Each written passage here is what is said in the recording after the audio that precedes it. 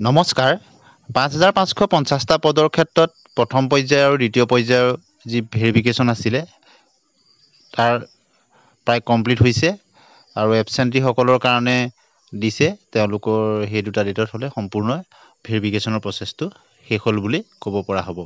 তাৰপিছত আৰু provisional merit লিষ্টবিলাক আহিব। এতিয়া বহুজনেই কমেণ্ট ছেকশ্যনত তেওঁলোকে সুধিছে যে কাট অফ কেনেধৰণৰ হ'ব পাৰে ভেৰিফিকেশ্যনত অহা কেণ্ডিডেটসকলৰ মাৰ্কছৰ ওপৰত ভিত্তি কৰি। গতিকে আমি আজি এক সামগ্ৰিকভাৱে বিশ্লেষণ আগবঢ়াম, ইয়াক কাট অফ বুলি নধৰিব।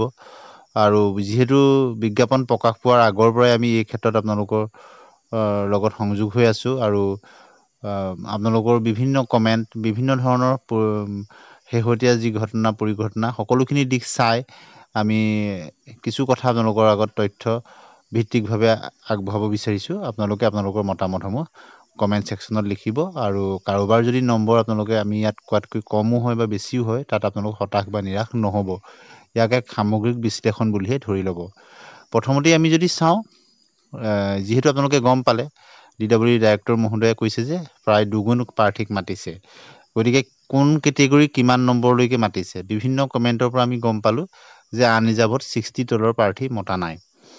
গতিকে যিটো 1:2 মাতিছে, আনৰিজাৰ্ভ কেটেগৰীত প্ৰায়খিনি 60 ওপৰত মাতিছে। ডিষ্ট্ৰিক্ট লৈ অৱশ্যে কিছু বেলেগ হয়, কিন্তু আমি জনাত 60 তলৰ প্ৰাৰ্থী মতা নাই। দুগুণৰ ক্ষেত্ৰতে যেতিয়া 60 তলৰ মতা নাই, গতিকে আনৰিজাৰ্ভৰ ক্ষেত্ৰত এল পিত আপোনালোকে 60+ থকাসকলহে তেওঁলোক সুৰক্ষিত জোনত আছে বুলি আমি ধৰিব পাৰোঁ। বৰ্তমান যি আপোনালোকে নিশ্চয় দেখিছে যে LP আৰু UPৰ ক্ষেত্ৰত যিহেতু আপোনালোকে 65 বা 64 থকা তেনেকুৱা ধৰণৰ বিলাককহে মাতিছে আনৰিজাৰ্ভৰ ক্ষেত্ৰত, আৰু LPৰ ক্ষেত্ৰত 60+ বা 59+ থকাসকলক মাতিছে। গতিকে আনৰিজাৰ্ভ কেটেগৰীত LPৰ ক্ষেত্ৰত 60+ যিসকল আছে আৰু আপাৰ প্ৰাইমেৰীৰ ক্ষেত্ৰত 65ৰ আশে-পাশে বা তাতকৈ বেছি থকা প্ৰাৰ্থীসকল এটা ছেফ জোনত বৰ্তমান আছে বুলি আমি ক'ব পাৰোঁ।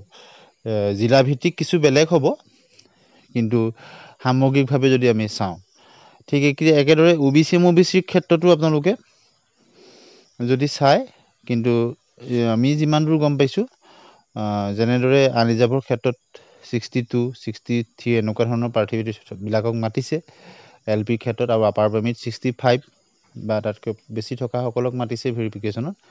গতিকে OBC MOBCৰ ক্ষেত্ৰতো LPত কিন্তু 59ৰ ওপৰত থকা প্ৰাৰ্থীসকলক প্ৰায়খিনিক মাতিছে, আৰু তাতকৈ তলত যদি কাৰোবাক মাতিছে আপোনালোকে কমেণ্ট ছেকশ্যনত জনাব। গতিকে 59ৰ ওপৰত মাতিছে যেতিয়া আনৰিজাৰ্ভৰ ক্ষেত্ৰত যেনেদৰে 60 ওপৰত থকাখিনি ছেফ জোনত আছে, গতিকে OBC MOBCৰ ক্ষেত্ৰতো 59ৰ ওপৰত থকাখিনি আমি সুৰক্ষিত জোনত আছে বুলি বৰ্তমান ক'ব পাৰোঁ। কাট অফ কিমান হ'ব প্ৰভিজনেল মেৰিট লিষ্ট আহিলে আপোনালোকে নিশ্চয় গম পাব। গতিকে LPৰ ক্ষেত্ৰত 59ৰ ওপৰত থকা আৰু আপাৰ প্ৰাইমেৰীৰ ক্ষেত্ৰত 62, 63+ থকাসকলক মাতিছে। বিভিন্ন জিলাৰ কেটেগৰী লৈ বেলেগ, হয়তো কোনোবাখিনি 65ৰ ওপৰতো মাতিছে। গতিকে আপোনালোকে গম পালে যে আপাৰ প্ৰাইমেৰীৰ ক্ষেত্ৰত OBC 63+ থকাসকল তেনেধৰণৰ কেণ্ডিডেটক মাতিছে, আৰু 62, 63 ওপৰত থকাখিনিক। ঠিক একেদৰে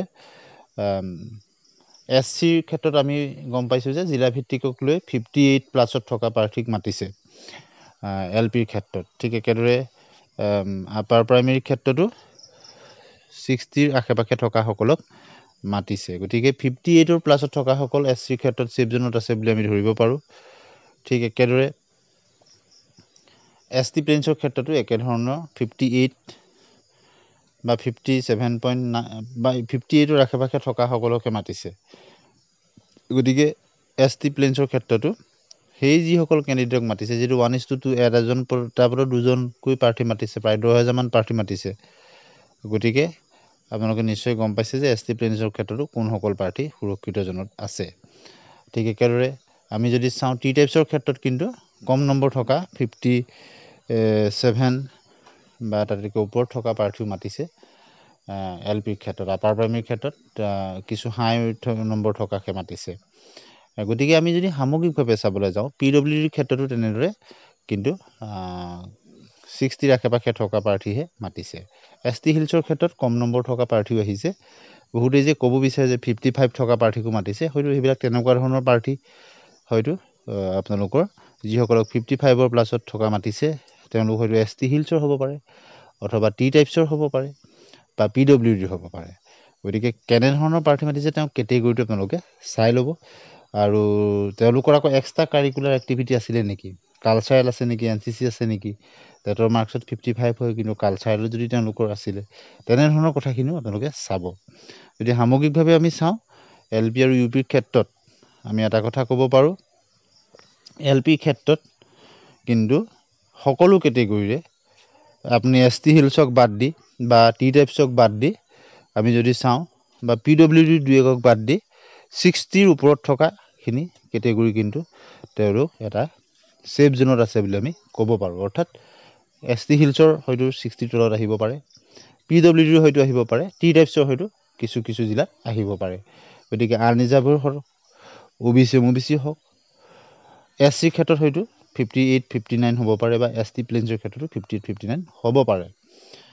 কিন্তু আনৰিজাৰ্ভ আৰু OBCৰ ক্ষেত্ৰত প্ৰায় 60ৰ ওপৰত থকাখিনি সম্ভৱ যেন আমাৰ লাগে।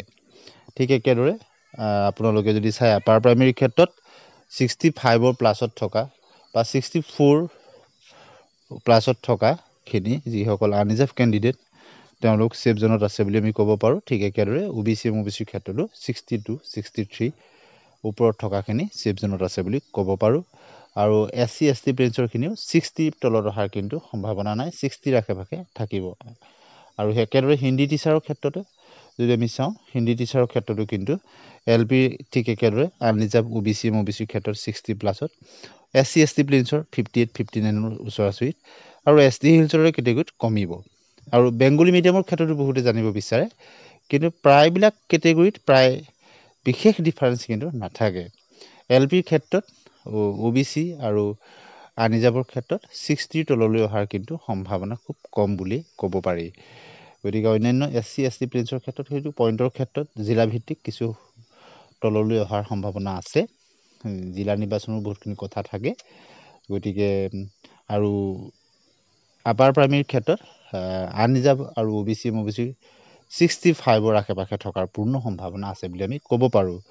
গতিকে আপোনালোকে বিশ্লেষণটো কেনে পালে? আৰু সকলো কেটেগৰী সকলো মিডিয়াম আমি ইয়াত অন্তৰ্ভুক্ত কৰাটো সম্ভৱ নহয়, কিন্তু আপোনালোকে ইয়াৰ লগত আৰু সংযোজন হ'ব বুলি ভাবে নেকি? কমেণ্ট ছেকশ্যনত জনাব, তেতিয়া পৰৱৰ্তী সময়ত আৰু আমি বিশ্লেষণ আনিবলৈ চেষ্টা কৰিম। ভিডিঅ'টো শেষলৈকে চোৱাৰ কাৰণে ধন্যবাদ।